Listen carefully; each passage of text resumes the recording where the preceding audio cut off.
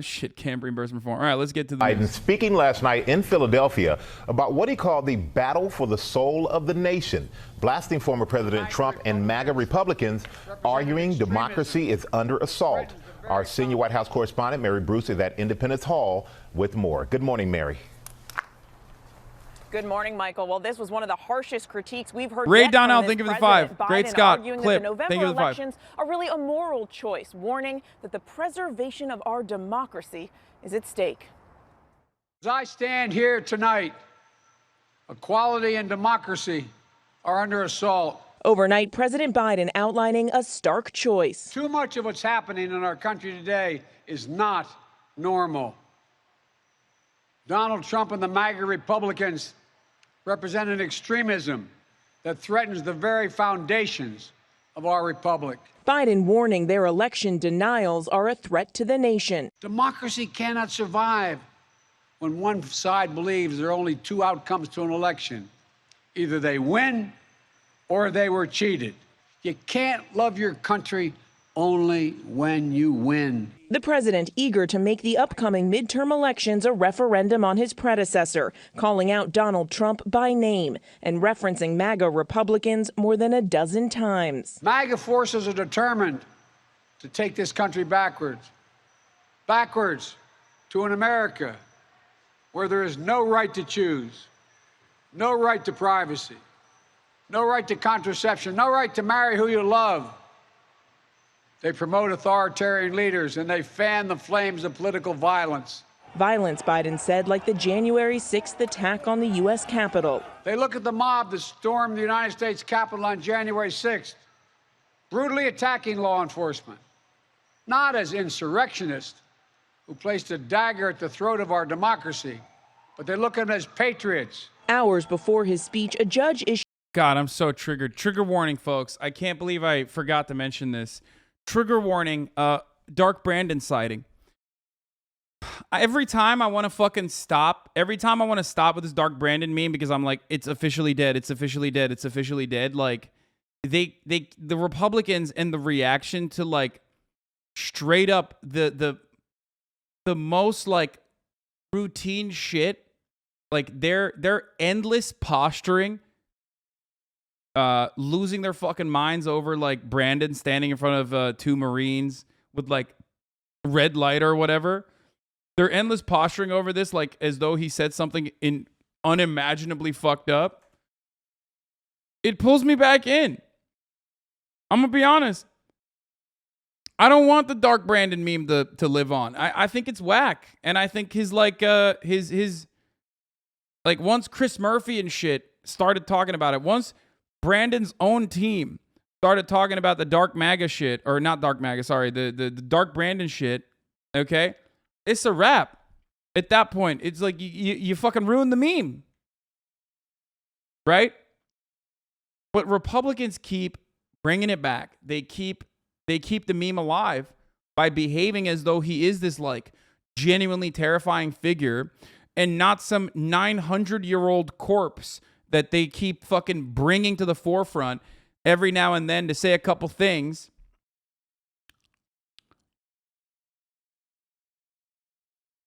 On the plus side, it pretty much destroyed the Let's Go Brandon meme as well.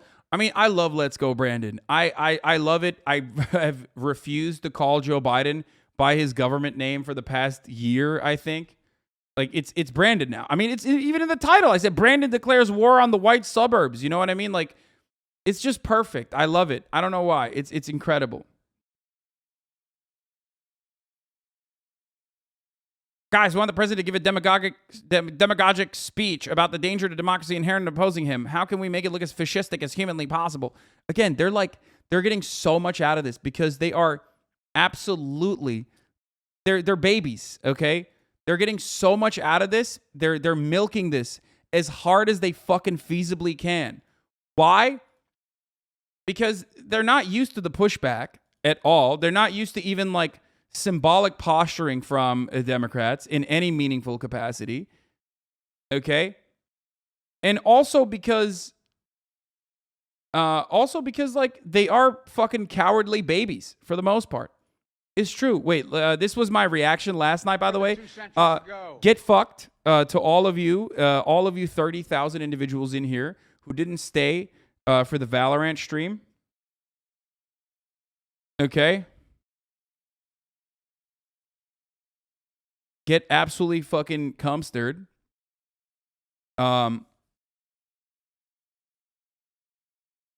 Because I actually covered the Dark Brandon shit last night. I made some fucking precogs.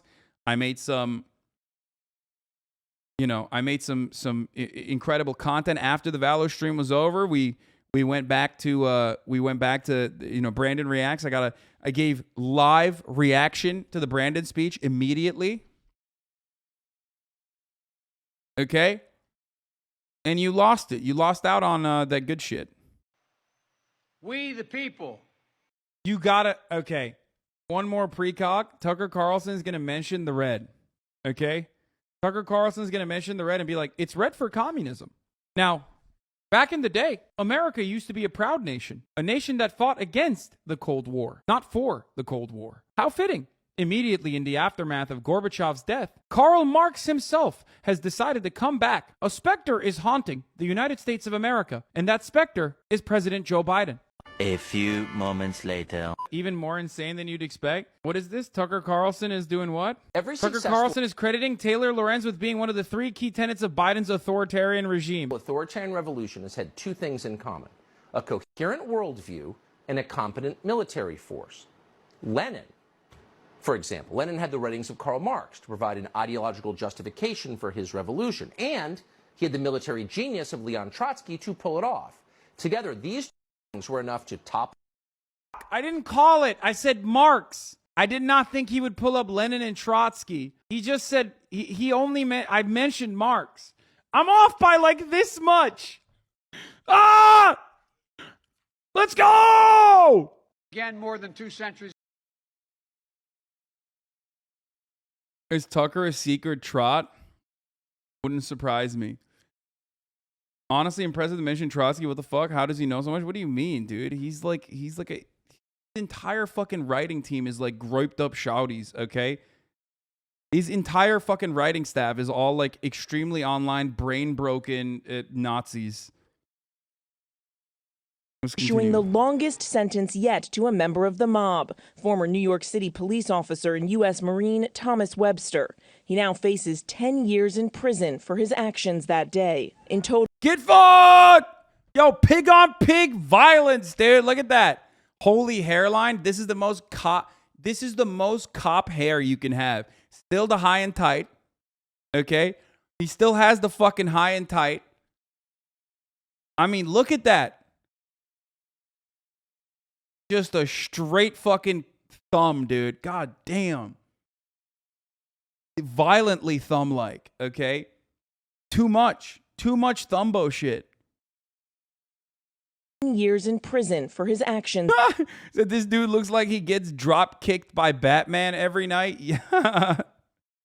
That's awesome. That day. In total, nearly 250 people have been sentenced for their roles in the attack. The former president is fiercely defending them, saying in a new interview that he is financially supporting some of those facing charges. And Cap, don't believe it. No shot. He probably means like Rudy Giuliani or something, and even then I wouldn't believe it.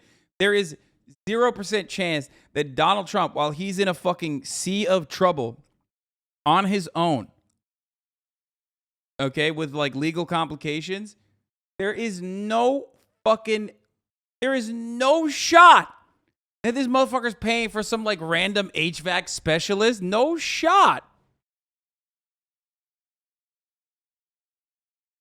That's so crazy to think. He's the most selfish man on the planet. There is no shot. That he would consider pardoning them. He despises those fucking piglets, dude. He's like, they're so dirty. They're so dirty. They're so dirty and disgusting, but I love them. They're filthy pigs in their own slop. If reelected. I will look very, very favorably about full pardons. And I mean full pardons with an apology to many, an apology.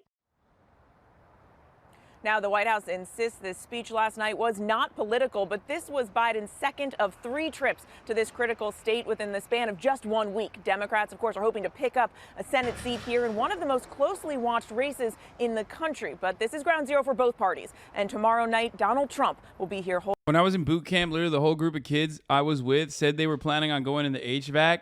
I had no fucking clue what it was. What are you, brother? HVAC specialists are the backbone of this country, okay? I don't know why it just kind of stuck, but like every time I've talked to someone who's like an HVAC guy, they are so incredibly conservative. So, and I know that's not the case. I know like I have HVAC people in here, you know what I mean? But HVAC is like a very, first of all, it's got a good mouthfeel. But also it's just like one of those things where you can be your own, like you can be your own business basically.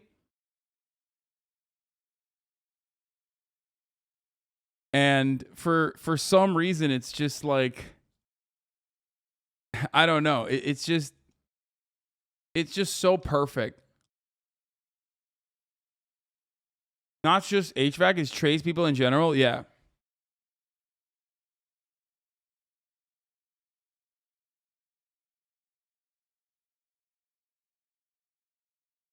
As an electrician that went to trade school, yeah, I mean, you would be shocked. I mean, I guess you wouldn't be shocked. It's just like a lot of people in the trades are like that. So the working class, yes, the working class does have the tendency to be reactionary. Isn't that strange? Also, it is additionally hilarious to be like, so the working class? Yeah, the only working class is petite bourgeois HVAC business owners, you dumb bitch. Shut the fuck up. That is the most like painfully, I live in the fucking suburbs my whole life. So in my mind, the only person that's truly working class is the guy that fucking inhales coolants all day while doing insulation. No, you fucking idiot. Baristas are working class too. They're getting shafted, oftentimes way harder than the fucking trade school guys, okay? Motherfuckers in the trades at least get paid well for the most part. And then on top of that, they're like fucking tyrants. It's so funny. The irony is, listen, the irony is trades are 10x harder. Man, shut the fuck up. Trades are 10x harder. Yeah, it fucking brutalizes you. It fucks your body up. But you get paid infinitely more. You get paid infinitely more for like working in a field like that. Also, why are you saying this as though we don't have construction workers and people in HVAC in here right now? There's plenty of fucking blue collar motherfuckers in this community as well, you idiot. You ever thought about that? No, because in your mind, you have a fantasy of what the white working class is, okay? In your mind, you have a fantasy, and it's like a kind of racist, rugged guy, okay, who fucking works in an oil rig or works at a fucking coal mine, and that's it. Like, that's the only guy, and he lives in West Virginia, or he lives in, like, one of those fucking states. He lives in Alabama, right? And, like, that's the only working class guy, you know? People that are driving your fucking Ubers around. People that are basically your own personal servant for that brief moment of time that you get to, like, lord over them. Those guys aren't working class because they're living in, like, because they're brown. They're black, they're brown. So automatically it's not in your mind that they would be working class, okay? God forbid, also, the trades have black and brown people as well, by the way. So that's a completely separate point. But you got drivers. You got people working in Amazon distribution facilities. There are so many people. In this incredibly diverse, over-encompassing umbrella of what it means to be working class.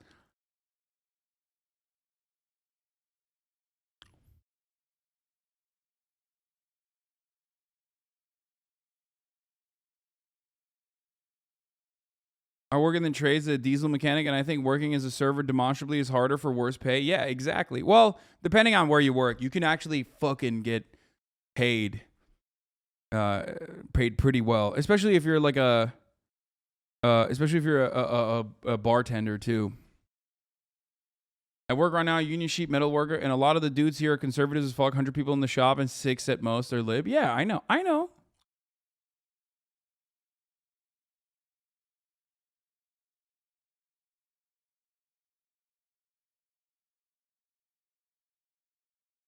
There are, I mean, here's a fun fact for you. There are a lot of people in unions that are also Republican. You know what I mean? There are a lot of fucking, there are so many, there are motherfuckers in unions right now. Okay? They can tell you. They're so insanely Republican. Part of that is because the Democratic Party is not adequately speaking to their needs and their desires. That's it. That's what happens. We no longer have the back and forth collaboration within the labor unions and the Democratic Party that is like that leads to a healthy and desirable. I mean, that's not even true. IBEV and shit still very much is at least the leadership is still, you know, the Democratic Party. They're full of people who endorse the Democratic Party. Teamsters, all these fucking all these unions still are very much firmly in the machine of the Democratic Party. But when you get down to the rank and file, there are a fuckload of Republicans for sure.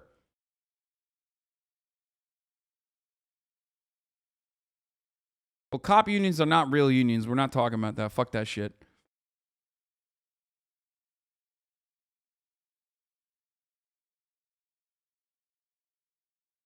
Anyway, let's holding keep a on rally here. and campaigning for the Republican candidates. Cecilia. He certainly will, Mary. Thanks.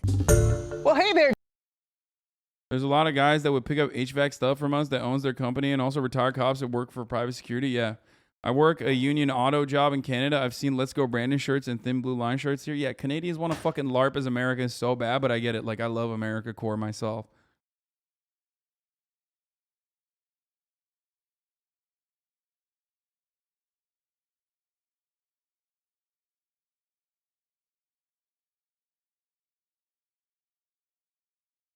Anyway. We're going to do the Argentinian VP assassination attempt in a second, but... I